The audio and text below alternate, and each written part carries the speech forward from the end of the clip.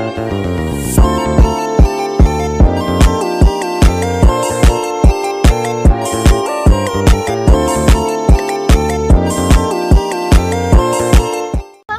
warahmatullahi wabarakatuh. Perkenalkan, nama saya Imelda, saya dari kelas 5G, Prodi Pendidikan Guru Sekolah Dasar Universitas PGRI Silampari.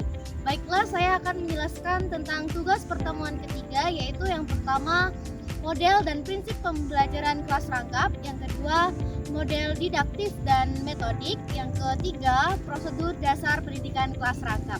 Saksikan ya. Baiklah, yang pertama saya akan menjelaskan tentang prinsip pendidikan kelas rangkap.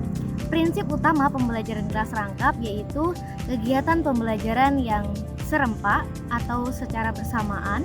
Hal ini karena dalam pendidikan kelas rangkap, seorang guru mengajar dari lebih dari satu kelas atau 3 kelas pada saat yang bersamaan. Di samping prinsip-prinsip utama, prinsip pembelajaran kelas rangkap juga ada prinsip khusus, yaitu yang pertama, keserempakan kegiatan pembelajaran dalam pendidikan kelas rangkap. Guru menghadapi lebih dari satu kelas atau 2 kelas dalam waktu yang sama. Dan yang kedua, kadar tinggi waktu keaktifan akademik atau WKA selama berlangsungnya pendidikan kelas rangkap. Semua murid harus secara aktif menghayati pengalaman belajar yang bermakna, baik yang berkaitan dengan tuntutan kurikulum maupun yang berkaitan dengan tujuan pembelajaran. Selanjutnya, prinsip didaktif dan metodik. Didaktif berasal dari bahasa Latin didakos atau didaction, yang berarti saya mengajar.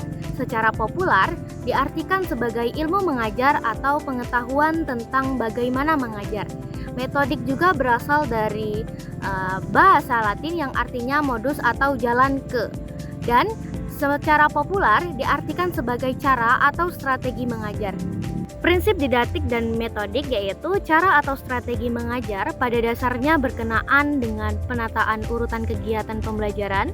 Secara operasional dapat dirinci menjadi bagaimana membuka pelajaran, mengisi mata pelajaran, dan menutup pembelajaran atau mengakhiri pembelajaran. Nah, itulah hakikat dari metodik.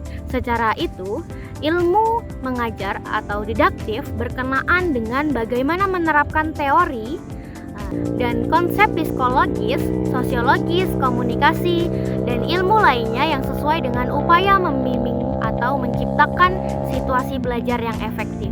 Selanjutnya, model-model pembelajaran kelas rangkap yaitu yang pertama, model PKR 221 atau guru mengajar 2 kelas, 2 mata pelajaran, dan 1 ruangan. Yang kedua, model pendidikan kelas rangkap 222 yaitu guru mengajar 2 kelas, 2 mata pelajaran, dan 2 ruangan. Yang ketiga, model pendidikan kelas rangkap 333 di mana guru mengajar 3 kelas, 3 ruangan, dan 3 mata pelajaran. Selanjutnya, prosedur dasar PKR yaitu yang pertama, perencanaan pembelajaran yang terintegrasi tentang identifikasi mata pelajaran dan pengelompokan siswa dan penyusunan RPP. Yang kedua, pembagian waktu yang efektif seperti pengaturan jadwal mata pelajaran dan strategi rotasi.